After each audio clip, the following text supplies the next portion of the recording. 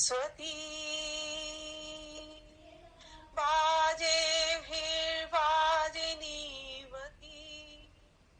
यज्ञं वष्टु धिया वसु यज्ञं वष्टु धिया वसु ॐ नमस्ते अस्तु आयते नमो अस्तु परायते नमस्ते प्राणतिष्ठत आसीनायोत ते नमः आसीनायोत ते नमः।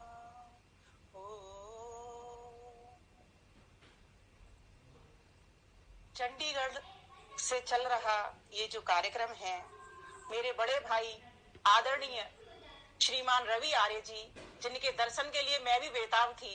जब मुझे स्वामी शांतानंद जी ने कहा था कि ऐसे ऐसे संजीव जी का मेरे पास मैसेज आया था, फोन आया था, उन्होंने मेरे से आपका नंबर लिया, तो मैंने संजीव जी को नंबर दे दिया है।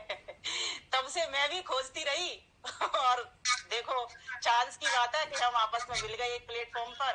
और मुझे आज बहुत खुशी हो रही है कि मैं चंडीगढ़ में बैठी हुई हूँ, मुझे ऐसा अनुभव हो रहा है आपको देख करके। आपका स्वागत है जी। चंडीगढ़ के एक बार मेरा चंडीगढ़ में जाना हुआ था और वहाँ बहुत ही अच्छा शहर है, वास्तव में घूमने लायक शहर है।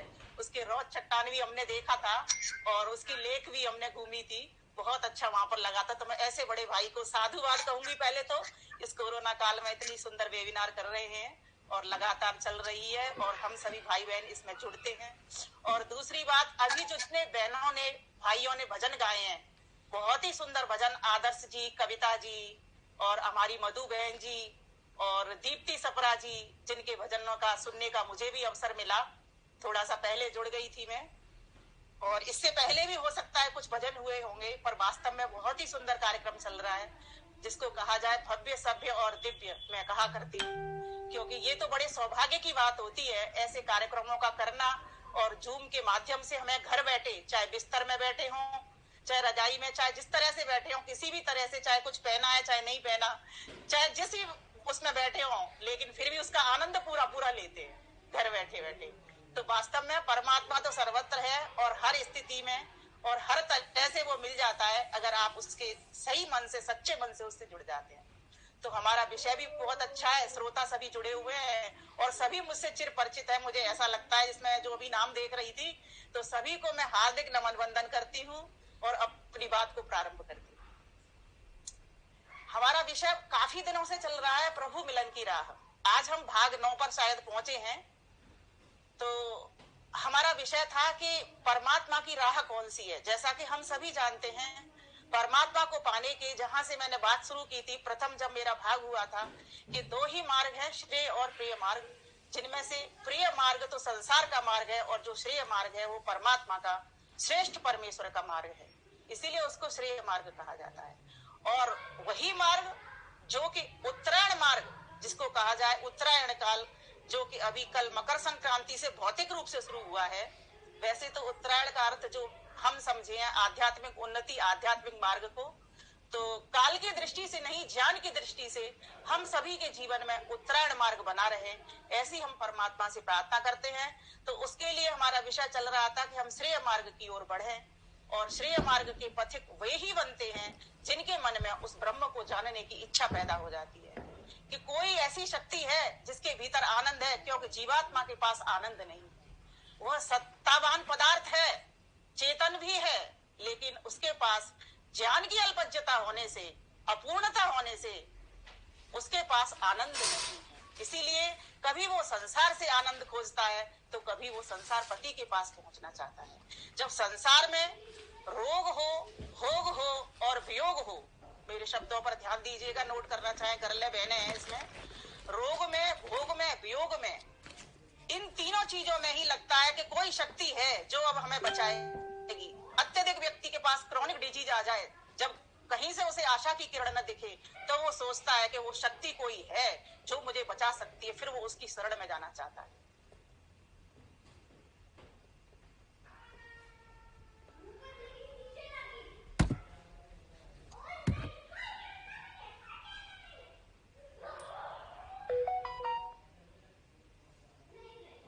है। जब भोगों को भोगते भोगते परेशान हो जाए, फिर आनंद की प्राप्ति नहीं हो, तृप्ति ना हो, तब जाकर के उस परमात्मा को जानने की इच्छा होती है। रोग में, भोग में और वियोग में, और जो अपने अत्यंत प्रिय व्यक्ति का से वियोग हो जाए हमारा, तब भी ऐसे लगता है कि कोई शक्ति तो है जो अब मेरे इन आंसुओं को पोंछने वाली आएगी, तो मैं उसके पास पहुंचूंगा। महात्मा बुद्ध के साथ भी ऐसा ही हुआ था। महात्मा बुद्ध ने देखा कि ये संसार चला जा रहा है, क्या मेरी पत्नी भी बूढ़ी हो जाएगी, मैं भी बूढ़ा हो जाऊंगा, क्या हम भी मर जाएंगे, क्या हमको भी चार लोग इस कंधे पर उठा करके इस डोली के ऊपर ले जाएंगे, क्या ये संसार ऐसा ही है, क्या ये अनित्यता जो मैं देख रहा हूं वो ठीक है? आखिर कौन नित्य है? फिर कौन है जो इस संसार से नहीं जाता, जिसका कि नाश नहीं होता? कोई शक्ति तो है जिसके काल के भीतर सारे चले जा रहे हैं और जिसमें से सब निकल करके आ रहे हैं। महर्षि दयानंद सरस्वती के भीतर भी जिज्ञासा पैदा हुई जब उनका वियोग हुआ उनके चाचा से और उनकी भतीजी से, बहन से। छोटी बहन गई और उनके चाचा गए, तब जाकर के उनके भीतर ये पैदा हुआ कि कोई शक्ति तो है जिसके पास मेरे चाचा भी हंसते खेलते थे वो चले गए, मेरी बहन जो हंसती खेलती थी वो चली गई। कोई शक्ति तो है जिसके पास उस शक्ति को खोजने। तो उस ब्रह्म की जिज्ञासा वेदांत दर्शन कहता है, अथा तो ब्रह्म जिज्ञासा तभी होती है या तो कोई व्यक्ति रोगी हो जाए, भयंकर रोग से पीड़ित हो जाए, या किसी भी व्यक्ति को भोगों से तृप्ति ना मिले, भोग भोगता जा रहा है, 50 के हो गए, 60 के हो गए, 70 के हो गए, 80 के हो गए, लेकिन अब तक आनंद की प्राप्ति नहीं मिली। संसार में सुख खोजने की बहुत कोशिश की लेकिन सुख मिल ही ना सका। तो कहा कि उसको भोग में भी जानने की इच्छा होती है। और जैसा कि मैं अभी महर्षि दयानंद सरस्वती की बात बता रही थी, महात्मा बुद्ध की बात बता रही थी, उसी प्रकार से इस संसार की घटनाओं को देखते जाइए कि किसी प्रिय व्यक्ति से जब वियोग होता है तो भी उस प्रभु को जानने की इच्छा होती है। बात यहीं तक नहीं रुकती, पिछले शुभ कर्मों के कारण भी ब्रह्म को जानने की इच्छा होती है, जिसके उदाहरण हमारे देश में देख सकते हैं। भक्त प्रहलाद हो, छोटी सी आयु में ही ईश्वर का भक्त बन गया। भक्त ध्रुव हो, छोटी सी आयु में ही ध्रुव ईश्वर का भक्त बन गया। ऐसे बहुत सारे बालक हमारे देश के भीतर हुए जो छोटी छोटी आयु में, ये पहले कोई उनकी पुण्य कमाई थी, शुभ कर्म थे, उनका बढ़ा हुआ चरम पर इतना ज्ञान था कि यहाँ इस संसार में जन्म लेकर के उस तरीके का उनको माहौल मिला और ईश्वर के साथ उनको भक्त बन गए। कहा जाता है कि अगर शुभ कर्म की बात छोड़ दे और रोग भोग वियोग की बात छोड़ दे तो भी किस प्रकार से उस परमात्मा को जानने की इच्छा होती है। तो 5वीं बात नोट कर लीजिए कि अभी का जो माहौल हमें मिला, ईश्वर की भक्ति जिस मात्रा में कर रहे हैं, जितनी अधिक मात्रा में कर रहे हैं, वो भी एक कारण बनता है। जैसे कोई व्यक्ति बचपन से ही ज्ञान को प्राप्त करने की ललक लगा बैठा है और गुरुजनों के सानिध्य में रहता है, संत महात्माओं के सानिध्य में रहता है, तब भी उसको ब्रह्म को जानने की इच्छा होती है। ऐसा जो जिज्ञासु व्यक्ति होता है, जैसे कि इसके लिए उदाहरण ले सकते हैं नचिकेता। नचिकेता को जानने की इच्छा हुई, मेरे पिताजी बूढ़ी बूढ़ी गायों का ध्यान कर रहे हैं, कितनी गलत बात है। पिताजी को ललकारा, उन्होंने डांटा, तब पिताजी ने उनको खुद डांटा कि जा, मैंने तुझे को यम को दे दिया, तू भारी मेरा माथा पच्ची कर रहा है। तब जाकर के फिर वो यमाचार्य, यम अर्थात आचार्य के दरवाजे पर 3 दिन तक पड़े रहे, जब तक आचार्य घर पर ना आए। तो उस ब्रह्म को जानने की इच्छा के लिए 5 कारण, ये 5 हेतु वेदांत दर्शन ने हमको दी। ऋषि व्यास लिखते हैं कि रोग हो, भोग हो, वियोग हो, या पिछले शुभ कर्म हो, या अब की भक्ति हो, अब का ज्ञान हो बढ़ा हुआ, इन कारणों से हमें परमात्मा को जानने की इच्छा है। उसको क्यों जाने? इसको इसीलिए जाने क्योंकि इस संसार से हमको सुख मिलता ही नहीं। सारे संसार के जितनी भी चीजें हैं उन सभी के भीतर दुख मिला हुआ है। 4 प्रकार के दुख मैं कहा करती हूँ। पहला दुख नोट करिएगा, परिणाम दुख। आदमी खा रहा है, पी रहा है और खाते खाते वो बार बार खाए चला जाता है, इतना स्वाद लेता है, इतना रस लेता है, तो जा करके वोमिटिंग होती है या लूज मोशन लग जाते हैं, शरीर बीमार पड़ जाता है। संसार में सुख देख रहा है कि रसगुल्ले में सुख है, पत्नी में सुख है, पति में सुख है, पुत्र में सुख है, 4 दिन सुख मिलता है, नई नई शादी होती है, नया विवाह होता है, लेकिन कुछ दिन के बाद फिर दुख मिलना शुरू हो जाता है। संसार की हर वस्तु देखिए, हर व्यक्ति देखिए, हर पदार्थ देखिए, हर किसी में सुख के साथ दुख की जोड़ी बनी। बाजार से नया वस्त्र लाते हैं, 4 दिन सुख देता है, फिर रंग उतर जाता है, फटने लग जाता है, फिर उसमें दुख समाये। इन बातों का बोध करके ही हम परमात्मा की राह में आगे बढ़ सकते हैं। पहले ये समझना होगा ये संसार कैसा है, इसकी अनित्यता देखनी पड़ेगी हमको, अपने शास्त्र खंगालने पड़ेंगे, संतों के पास बैठना ही पड़ेगा, ईश्वर की संगति लेनी ही पड़ेगी, तब जाकर के उस ब्रह्म की राह में हम आगे बढ़ेंगे। तो ब्रह्म की राह में पढ़ना असंभव तो नहीं है, लेकिन थोड़ा सा कठिन अवश्य है। जब व्यक्ति को ये पता चल जाता है कि मैं संसार में इतना बड़ा हो गया, मैंने अब तक किया तो किया क्या, वही बच्चे पाले, ठीक है, वही मैंने धन कमाया, वही मैंने सारे काम किए जो सभी लोग कर रहे हैं, मैंने विशेष क्या कर लिया?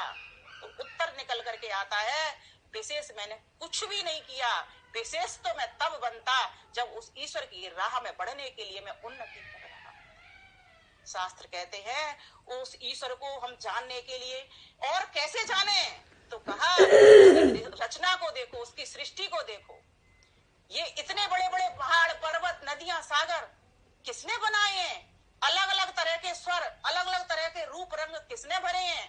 कौन बना रहा है सारी सृष्टि को? अपनी एक एक रचना को देखते जाइए, कौन कर रहा है? कोई तो इसका चेतन करता है जो इस काम को कर रहा है, क्योंकि अपने आप प्रकृति बन नहीं सकती, अपने आप संसार बन नहीं सकता, प्रकृति में वो ताकत नहीं जड़ होने से इसका कोई ना कोई तो है जो चेतन करता है इस परमात्मा जो इस संसार को बना रहा है। तो कहा कि इस बात को समझ करके भी उस संसार पति को जानने की इच्छा हो जाती है कि कोई तो है जो इतने बड़े बड़े काम कर रहा है, संसार को बनाना, पालन करना, संगार करना, और यहीं तक सीमित नहीं, सबको सबके कर्मों का यथा योग्य फल देना, न्यायकारी बन करके फल देना, और भी यहाँ तक सीमित नहीं, हर प्रकार का ज्ञान प्रत्येक व्यक्ति के भीतर की आत्मा सत्य क्या है और असत्य क्या है इसको जानती है, लेकिन इंद्रियों की दास बनी वो नहीं समझ पाती, इंद्रियों की दास बनी वो नहीं समझ पाती कि आखिर मैं कौन हूं, अपनी सत्ता को वो बुलाए रखती है। एक कथा कहा करते थे महात्मा आनंद स्वामी, पुस्तक में बहुत बार हमने पढ़ी वो, और सच में महान पुरुषों की चीजों को पढ़ो, विद्वानों की, ज्ञानी संतों की कथाओं को पढ़ो, बहुत कुछ सीखने के लिए मिलता है। इसीलिए मैं तो कहती हूँ अगर आप चाहते हो उस ब्रह्म को पाना तो ब्रह्म के लोगों से मिलना शुरू कर दो, जो ब्रह्मत्व की बात करें, जो परमात्मा की बात करें, जो परमात्मा का काम करें, जो परमात्मा का ध्यान है उससे संगत करना शुरू कर दो, उसकी वेदवाणी को पढ़ना शुरू कर दो। आप घर बैठे वैद्य हो जाओगे, आप घर बैठे ज्ञानी हो जाओगे, आप घर बैठे अपनी हर प्रकार की चिकित्सा कर लोगे, आप घर बैठे बैठे उस आनंद को पालोगे। लेकिन कब? जब उस परमात्मा के जो संदेश है, आदेश है, उपदेश है, निर्देश है, उनको मानना शुरू कर दोगे, तब जाकर के तुम उस ब्रह्म तक पहुंचने की राह में आगे बढ़ रहे। तो कहा उस परमात्मा को जानने के लिए उसकी सृष्टि रचना को देखो, उसकी बनाई वस्तु को देखो, और वो क्या कर रहा है, एक क्षण भी वो नहीं खाली बैठता, अर्थात प्रत्येक क्षण। कई लोग उसको सुलाते हैं, कई लोग उसे जगाते हैं, उस पर हमारी क्या ताकत है? हम अपने आप को तो सुला नहीं सकते, नींद की गोलियां खानी पड़ती हैं, उस परमात्मा को हम कैसे सुला सकते हैं जो कि सारे संसार को जगाता है, जो कि सारे संसार को सुलाता है। लेकिन आदमी अपने मन की समझौती करता है, संतुष्टि करता है, लेकिन इस बात से भी उसको तृप्ति नहीं मिलती, इस बात में भी उसको आनंद नहीं मिलता, बार बार सुलाता है, बार बार जगाता है। परमात्मा कभी भी नहीं सोता, वो हमेशा जागा हुआ है, पहले भी जगा था, आज भी जगा है और आगे भी जगा रहेगा, उसको कभी भी सोना नहीं पड़ता। सोता है कौन? जो इस शरीर में आया है। जीवात्मा को सोना पड़ता है क्योंकि जीवात्मा शरीर में प्रवेश करता है, लेकिन जैसे ये जीवात्मा मुक्त हो जाता है फिर इसका भी सोना बंद हो जाता है, सोना जगना, फिर तो वो जाग ही जाता है। बिल्कुल जैसे परमात्मा रहता है उसी तरीके से परमात्मा के आनंद में ये बना रहता है। तो परमात्मा को जानने के लिए परमात्मा का ध्यान लगाना बहुत जरूरी है, लेकिन कुछ बातों को समझते हुए कि ये संसार है, अनित्य है, मैं नित्य हूँ, मैं अर्थात मैं आत्मा हूँ, मैं शरीर नहीं हूँ। मन जड़ उपकरण है, ये साधन है, मैं इसका अधिकारी चेतन आत्मा हूँ। सुख के साधन जितने भी हमको मिले हैं वे सभी अनित्य हैं, वे नित्य नहीं है। सभी संसार के सुखों में दुख मिला हुआ है। विचारों को उठाने वाला, चित्त को चलाने वाला मैं हूँ। चित्त अपने आप नहीं चलता, चित्त की माना की 3 स्थितियां हैं, योग दर्शन ने कहा है, प्रकाश, क्रिया, स्थिति। उसमें उससे चित्त के द्वारा ज्ञान भी होता है कि ये वस्तु कैसी है, देश का ज्ञान होता है, काल का ज्ञान होता है, उसमें क्रिया भी होती है, उसके द्वारा कार्य भी होते हैं, उसमें गति भी होती है। यहाँ बैठा है तो वो अमेरिका पहुंच जाता है, पाकिस्तान पहुंच जाता है, जहां भी जाना चाहे वहां पहुंच जाता है। कैसे? अकेले जड़ चित्त की ताकत नहीं है, अकेले जड़ मन की ताकत नहीं है। चित्त और मन को योग दर्शन ने एक कहा है। कार्य की भेद की दृष्टि से इसको 2 पदार्थ मान लिए जाते हैं, लेकिन है ये एक ही। चित्त के भीतर से संस्कार उठते हैं, मन उसको गति देता है, इसीलिए कार्य भेद की दृष्टि से 2 पदार्थों का आकलन कर लिया जाता है, जबकि चित्त और मन एक ही साधन है। तो इस मन को नियंत्रित करने के लिए क्या करना होगा, मैंने फिर बताई कि श्रेय मार्ग के पथ को अष्टांग योग का पालन करना होगा, जिसमें से यम नियम मैं भाग 7 में बता चुकी थी, और यम नियम के बाद में आसन प्राणायाम मैं अगले भाग 10 में ले जाऊंगी। आज के जो मेरा भाग का विषय है वो ध्यान धारणा है। सबसे पहले ध्यान से पहले हम धारणा को समझेंगे। योग दर्शन का सूत्रकार कहता है, महर्षि पतंजलि कहते हैं, धारणा देश बंधस्य चित्त धारणा, किसी देश विशेष में बांध देना। किसको? चित्त को। किससे? ज्ञान मात्र से, वह धारणा है। जैसे एक खूंटे पर एक गाय को बांध देते हैं, नए खूंटे पर जब किसी गाय को बांधा जाता है तो कुछ दिन वो सिर मारती है, सिर हिलाती रहती है, खूंटे को फाड़ने की कोशिश करती है, चित्त उसका चलता रहता है। लेकिन धीरे धीरे जब उस खूंटे से वो बंध जाती है तो वो स्थिर होकर के खड़ी रहती है, अपनी घास चरती है। ठीक उसी प्रकार से जब वो व्यक्ति भगवान का ध्यान करते करते उस एक जगह से बंध जाता है, अगर नाभि में धारणा करे, उसकी इच्छा है चाहे नाभि में ध्यान टिका दे, अपने आप को बांध दे, अपने मन को ज्ञान के द्वारा, चाहे हृदय में बांध दे, चाहे कंठ में बांध दे, चाहे आज्ञा चक्र में बांध दे, चाहे ब्रह्मरंध्र में बांध दे, कहीं भी वो बांध दे, क्योंकि परमात्मा की राह में बढ़ने के लिए बहुत आवश्यकता है परमात्मा की सन्निधि करना, और परमात्मा की सन्निधि परमात्मा के ध्यान से होगी, परमात्मा से जुड़ने से होगी। अर्थात परमात्मा के ध्यान में जो परमात्मा ध्येय है हमारा, जिसको हम पाना चाहते हैं, हम कौन है? हम ध्याता। और किस माध्यम से पाना चाह रहे हैं? ध्यान के माध्यम से। किसको पाना चाह रहे हैं? अपने ध्येय को, जो हमारा उद्देश्य है, जो हमारा लक्ष्य है, परम लक्ष्य है, उसको हम पाना चाहते हैं। तो उसके लिए क्या करेंगे? हम अपने मन को ज्ञान के द्वारा एक स्थान विशेष पर बांधने का नाम धारणा है।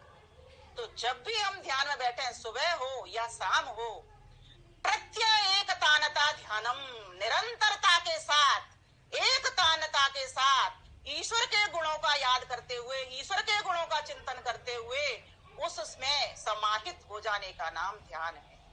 अर्थात उसमें खोज करने का नाम ध्यान है।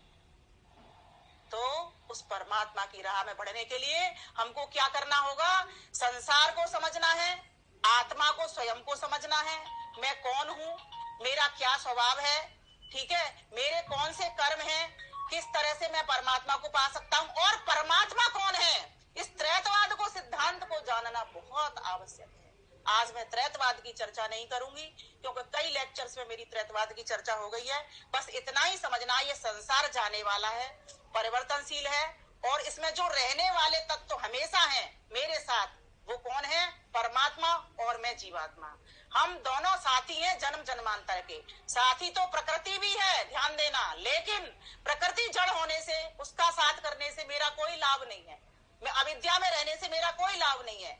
मुझे विद्यावान के साथ रहने से ही परमानंद की प्राप्ति होगी, क्योंकि जड़ प्रकृति में कोई आनंद नहीं है, थोड़ी बहुत देर का होता है।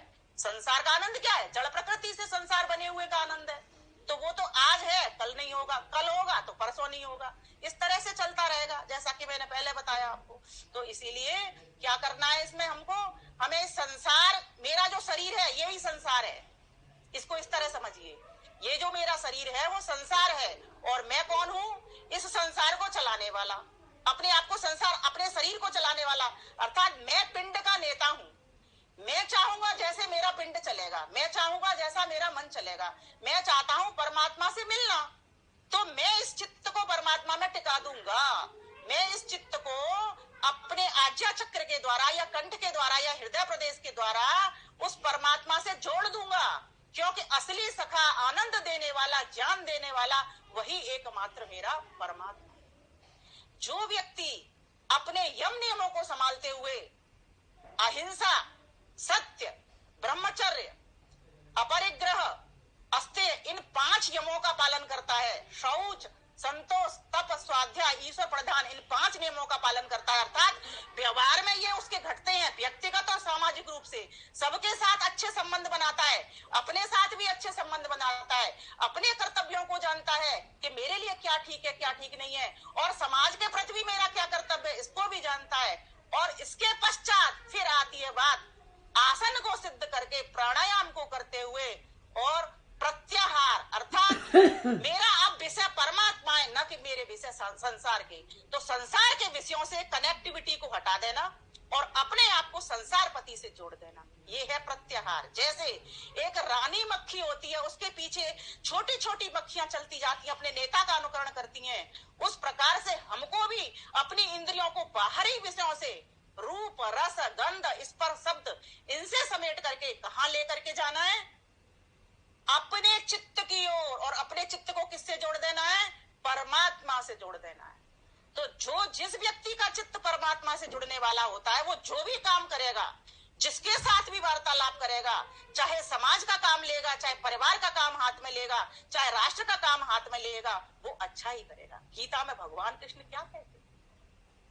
यत् करोसि यदश्नासि यज्जुहोसि ददासि यत् तपस्यसि कौन्तेय तत्कुरुष्व मदर्पणम्, तत्कुरुष्व मदर्पणम्। उसका ऐसा व्यवहार हो जाता है, फिर वो जो करता है वो परमात्मा के लिए ही करता है, परमात्मा को ध्यान में रख करके करता है। वो जो खाता है परमात्मा को ध्यान में रख करके ही खाता है। उसकी भावना बनती है कि मेरा ये अन्न सिर्फ मेरे लिए नहीं है, ये सभी के लिए है। उसकी भावना बनती है ये जो मेरा कर्म है मेरे लिए नहीं है, सकाम नहीं है, ये निष्काम कर्म है। उसकी भावना बनती है ये जो मैं यज्ञ कर रहा हूँ 5 प्रकार के, ये यज्ञ मेरे लिए नहीं है, ये परमात्मा के लिए ही है। फिर उसकी भावना बनती है ये जो मैं दान दत्तव देता हूँ, किसी को कुछ देन लेन करता हूँ, ये ना तो मेरा ये सामान था, मैं इसका मालिक था, और न ये मेरे लिए सिर्फ था, ये तो सबके वितरण के लिए था, सबको खिलाने पिलाने के लिए था। उसकी वस्तु उसी को ही समर्पण कर रहा हूँ। यह तपस्या से कौनते है, और जो तप करता है वो भी उसको अपने लिए नहीं है। मान मिले, सम्मान मिले, फूलों का हार मिले, विजय का हार मिले, वो अपना नहीं मानता। वो तो सोचता है ये संसार ने दिया है और ईश्वर की दी हुई चीज है, मेरा इसमें कुछ नहीं हुआ। अर्थात न वो सम्मान मिलने पर हर्षित होता है और न अपमान मिलने पर दुखी होता है। ऐसा जीवन वाला व्यक्ति, वो कहता है, कृष्ण भगवान कहते हैं, हे अर्जुन मुझे अर्पित हो जाता है, मुझे समर्पित हो जाता है। तो हमारा जीवन जब ऐसा बनता है, ध्यान देना, तभी जाकर के वो परमात्मा की राह में आगे बढ़ रहा होता है। आज हमारे पास न शम है, न दम है, न उपरति है, न तितिक्षा है, न श्रद्धा है, तो फिर समाधान कहां से आएगा? कोई भी कंगले को अपने घर पे बुलाता नहीं है। इसीलिए परमात्मा भी धनी व्यक्ति को बुलाता है। वेद ने कभी भी अभावग्रस्त रहने के लिए नहीं कहा। वेद ने हमेशा धनवान बनने के लिए कहा, वयम श्याम पतयोरयिणाम, हम धन ऐश्वर्यों के स्वामी। लेकिन कौन से धन? धन से ऐश्वर्य, धन के साथ ऐश्वर्य जरूर जोड़ दिया। धन का स्वामी तो धनवान तो बहुत होते हैं, सभी हो गए टाटा बिड़ला, सभी धनवान है, सबके धन में ही नाम हो रहा है। लेकिन ऐश्वर्य कितना कौन प्राप्त कर रहा है? किस धनी का नाम हो रहा है? जो सिर्फ अपना पेट पालन नहीं कर रहा, पूरे संसार में समाजों के लिए वितरण करने पर लगा हुआ है। महाशय धर्मपाल अट्टी जी को आज हम जानते हैं। कैसे जानते हैं? क्योंकि अपना जो धन उन्होंने लिया, अपने पास जो पूंजी उन्होंने इकट्ठी की, वो समाज को, आर्य समाज को वितरण कर दी। आर्य समाज के बड़े बड़े गुरुकुल खोल दिए, विद्यालय बना दिए। इसीलिए आज हम उनको याद करते हैं। तो कहा, वेद कहता है कि जिस व्यक्ति का जीवन इस तरह का हो जाता है, धन को कमाता है लेकिन उस परमात्मा को समर्पित करता चलता है। क्यों? क्योंकि वो जानता है कि मेरा धन नहीं है, ये धन का मालिक वो है, मैं तो मात्र एक प्रयोग करता हूँ। तो इस प्रकार की जब भावना बन जाती है किसी व्यक्ति की, वही समझना कि वो परमात्मा की राह में आगे बढ़ रहा है। ध्यान करते वक्त ईश्वर को अपने सम्मुख नजदीक बैठा हुआ देखें, मेरे दाएं भी, आगे भी, बाएं भी, और मुझे हर ओर से देख रहा है। कोई भी स्थान खाली नहीं, कोई भी समय उससे दूर नहीं। वो अगर मुझसे दूर है तो मेरी अविद्या से दूर है। इसीलिए मैं उसका ध्यान लेकर के उससे अपनी सन्निधि कर लूं, उससे अपनी समीपता कर लूं, जिससे मुझे तो आनंद होई, और मेरे आनंद से, अर्थात मेरे आनंद जब मैं पालूंगा तो मेरे आदर्श से, मेरे व्यक्तित्व से जो प्रभाव दूर दूर तक जाएगा, उससे चारों ओर खुशियां ले ला। हे परमात्मा देव, मेरा जीवन तू इस प्रकार का बना देना। उसके मन से फिर ऐसे भाव निकलते हैं, जो मैं कर रहा हूँ हे प्रभु आप सुन रहे हो, देख रहे हो, जान रहे हो। मेरा पूरा पूरा ध्यान तुझ ध्येय में लगा रहे। एकमेव लक्ष्य मेरा हो कि तुझे ही मुझे प्राप्त करना है। जब व्यक्ति ध्यान करते करते उसके निराकार सच्चिदानंद स्वरूप का वर्णन करते करते, चिंतन करते करते, मनन करते करते उसमें डूब जाता है, पूरे दिन भर को अच्छा बनाता हुआ, तब जाकर के वो सोच सकता है कि मैं अब परमात्मा की राह में आगे बढ़ूं। ध्यान एक खोज है तो समाधि क्या है? खो जाना, अर्थात उसको प्राप्त कर लेना है। समाधान है, समाधि अर्थात समाधान है। कोई समस्या थी वो आज आपकी सुलझ गई। अब कुछ जानने मेरे लिए शेष नहीं रहा। जो जानना था वो जान लिया, जो प्राप्त करना था वो प्राप्त कर लिया। जब तक ऐसी बात नहीं बन जाती, हमारी कमी कहाँ रहती है? हम पुरुषार्थ में आगे बढ़ते हैं, परमात्मा की राह में आगे बढ़ते हैं, लेकिन फिर आगे बढ़ते बढ़ते उस कठिनाई को न झेल पाने के कारण पीछे बैक होना शुरू कर देते। थोड़ी सी, इतनी सी डिस्टेंस बाकी रह जाती है। जो व्यक्ति बिना सोचे, मान अपमान की चिंता किए, अपने आप के जीवन को अच्छा बनाते हुए, उस परमात्मा के गुणों का चिंतन करते हुए इतनी राह की यात्रा को भी पार कर लेता है, तो ये मैं निस्संदेह कह सकती हूँ कि वास्तव में वो परमात्मा की पहली पंक्ति का भक्त बनने के लिए वो तैयार हो जाता है। तो परमात्मा देव तुझसे ऐसी प्रार्थना करते हैं कि आज हम सभी इस चंडीगढ़ के कार्यक्रम में जितने भी भक्तजन जुड़े हुए हैं, सभी ये संकल्प के साथ आगे बढ़े कि हम अपने परिवार को यज्ञ में करेंगे, हम अपने परिवार को वेद में करेंगे, हम अपने परिवार को योग में करेंगे, हम अपने परिवार को प्रभु में करेंगे, हम अपने परिवार को उत्तम उत्तम संस्कारों से, आदर्शों से भरेंगे, आदर्शों की, संस्कारों की खुशबू से भरेंगे। तब जाकर के समझ लेना कि हम परमात्मा की राह में आगे बढ़ेंगे। ध्यान करते करते अभी थोड़ी देर पहले मैं संध्या कर रही थी और ऐसा ध्यान टिका के गीत शुरू हो गया, तो आइए मैं उसका भी आनंद आपको दिला दूं जो मैंने लिया है। क्योंकि मैं चाहती हूँ कोई भी वस्तु मुझ तक सीमित नहीं रही। जितना जितना मुझे प्राप्त हो रहा है परमात्मा से, उतना उतना मैं आगे आगे इसको बढ़ाती चलूं। क्योंकि मेरी कोई चीज है नहीं, ना मेरा कोई ज्ञान है, बस मैं तो परमात्मा जो कह रहा है उसकी बात को थोड़ा थोड़ा सुन रही हूँ, जान रही हूँ, देख रही हूँ। रस गगन गुफा में नजर झरे, रस गगन गुफा में अजर झरे, अजर झरे, अजर झरे, अजर झरे, अजर झरे, रस गगन गुफा में अजर झरे, रस गगन गुफा में अजर झरे, बिन चंदा उजियारा दर से, जहाँ तहाँ हंसा नजर परे, रस गगन गुफा में अजर झरे, रस गगन गुफा में अजर झरे, बिन बाजा झंकार उठे वहाँ, बिन बाजा झंकार उठे जा, समझू परे तेरा ध्यान धरे, रस गगन गुफा में अजर झरे, रस गगन गुफा में अजर झरे बिना ताल जहाँ कमल फुलाने, बिना ताल जहाँ कमल फुलाने, ते छड़ी हंसा केले करे रस गगन गुफा में, अजर झरे रस गगन गुफा में, अजर झरे। कहत कबीर सुनो भई साधो,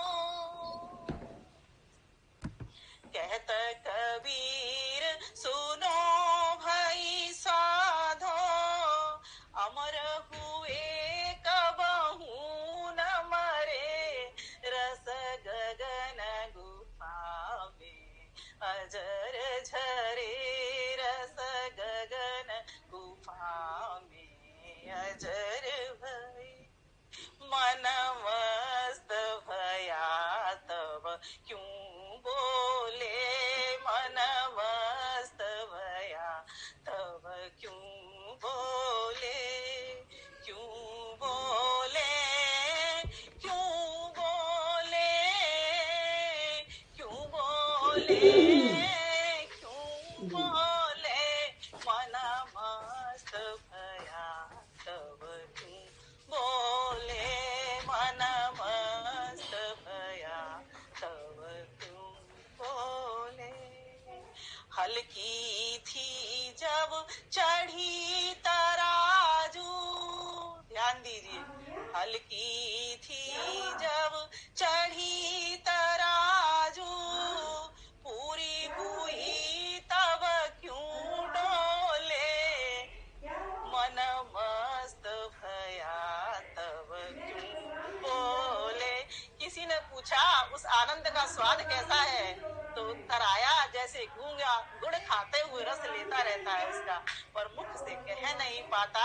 जब उसका ध्यान लग जाता है तो ऐसे वो खो जाता है, वाणी मौन हो जाती है, मन भी मौन हो जाता है। फिर क्या जुड़ता है उसके साथ में, उसके साथ में उसका भक्त की आत्मा जुड़ती है और परमात्मा। सिर्फ दो ही तत्व जुड़ जाते हैं। मन तो एक सेवक था, जैसे सेवक किसी को अपने मालिक को किसी से मिलवाने के लिए ले गया, तो जो सेवक होता है वो बाहर गेट पर खड़ा रहता है और अपने मालिक को अंदर भेज देता है। बस मन का काम यही तक है, क्योंकि ये जड़ है और ये प्रकृति से बना हुआ है, ये यहीं पर रह जाना है। लेकिन ये उत्तम कोटि का सेवक है, क्योंकि मिलाने वाला, वहां तक पहुंचाने वाला, ये गुरु की भांति हो जाता है ये सेवक, जैसे गुरु उस परमात्मा से मिला देता है। उसी प्रकार से इस मन को खराब मत समझना, लेकिन मन को अपना साथी भी मत समझना।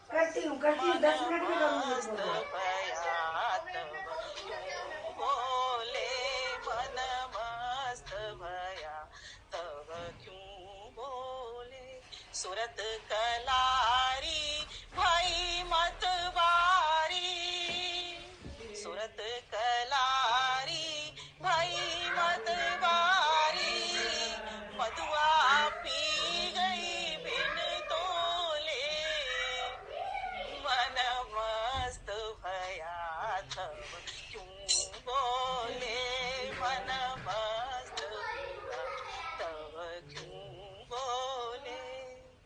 मान सरोवर हंसा पायो, मान सरोवर हंसा पायो, ताल तलैया क्यों डोले, मन मस्त भया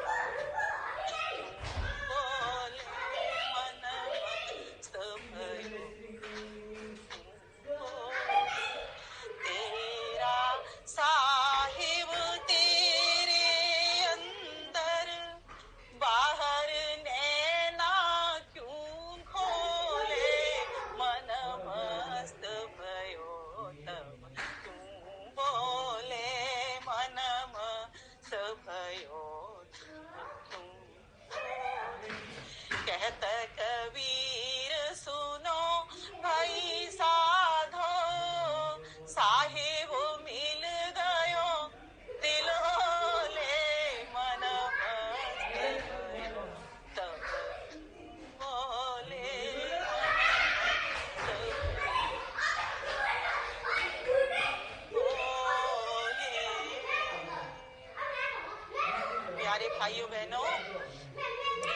कितना आनंद है।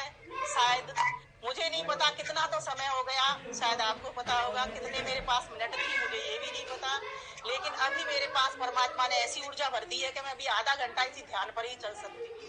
लेकिन कार्यक्रम की एक सीमा होती है, एक सीमा होती है और उसका अतिक्रमण कभी नहीं करना चाहिए, ऐसा मेरा मानना है। मुझे लगता है 10-15 मिनट अतिक्रमण कर भी लिया होगा कोई बात। लेकिन परमात्मा से समय ऐसा था, ऐसे जुड़ गए कि पता नहीं चलता है कि क्या हो रहा है। तो आप सभी से माफी भी चाहूंगी मैं, और साथ में सभी को धन्यवाद भी कहूंगी कि इतने धैर्य से और ध्यान पूर्वक मेरी बात को सुनी। और अगली चर्चा फिर अगले भाग 10 में। आप सभी का बहुत बहुत धन्यवाद। बहुत अच्छे रवि जी, तो बहुत आनंद की वर्षा हुई, बहुत आनंद की वर्षा हुई है। ऐसे है, अगर कोई रिमेनिंग टाइम भी रहता है तो इनको दे दीजिए आप प्लीज। अगर रिमेनिंग कोई भी टाइम रहता है, मैं कोई भी नहीं लेगा, आप प्लीज इनको दे दीजिए। आज तो बहुत कोई बात नहीं, बहुत आनंद आया, बहुत आनंद आया। बहुत बहुत स्वागत। आप हमारे सत्संग का अवश्य अंग बने। महीने में कम से कम आपसे प्रार्थना है, एक बार अवश्य जुड़े। बहुत ही सुंदर वे में आपने प्रभु की राह पर हमें चलने का रास्ता बताया। तो विमला जी, हम फिजिक्स के छात्र हैं। फिजिक्स में दो कंसेप्ट आते हैं, एक इनर्शिया और एक ग्रेविटी। हम इनर्शिया है, वो कहते हैं कोई किसी को खूब धक्का मारो तभी चलता है, और एक ग्रेविटी गिरने की टेंडेंसी। प्रभु की दूसरी राह में प्रेम मार्ग के जाने के लिए कोई मेहनत करने की जरूरत नहीं। श्रेय मार्ग ऊपर जाने के लिए बड़ी मेहनत करनी पड़ती है, और उसमें हमारे में इनर्शिया भी है और ग्रेविटी गिरने में तो अपने आप कहीं रख दीजिए, 1 मिनट में आदमी, उसके लिए बड़ी मेहनत करनी पड़ती है ऊपर जाने के लिए। सीढ़ी उतरना आसान है, सीढ़ी पर चढ़ना मुश्किल। हाँ, और उसे इंग्लिश में वर्ड यूज होता है, it is an up hill task. जैसे ऊपर पहाड़ पे चढ़ना है, प्रभु राह पे जाना, it is an up hill task. गिरना तो, और बहुत ही सुंदर आपकी समरी। ईश्वर की रचना जी भी सामने। मैं एक बात कहना चाह रही हूँ, मैं रवि जी एक बात कहना चाह रही हूँ। मैं कई दिनों से ना इनके दर्शनों के लिए बड़ी हुई थी। आप अमिता जी हैं? नहीं, सुमन भाटिया। सुमन भाटिया मैम, आप डेली ना, मैं जब यज्ञ करती हूँ तो मैंने थोड़ा सा वचन ले रखा कि डेली का एक वेद का मैं एक मंत्रण, इनकी जो शतोपदेश वो है ना, जो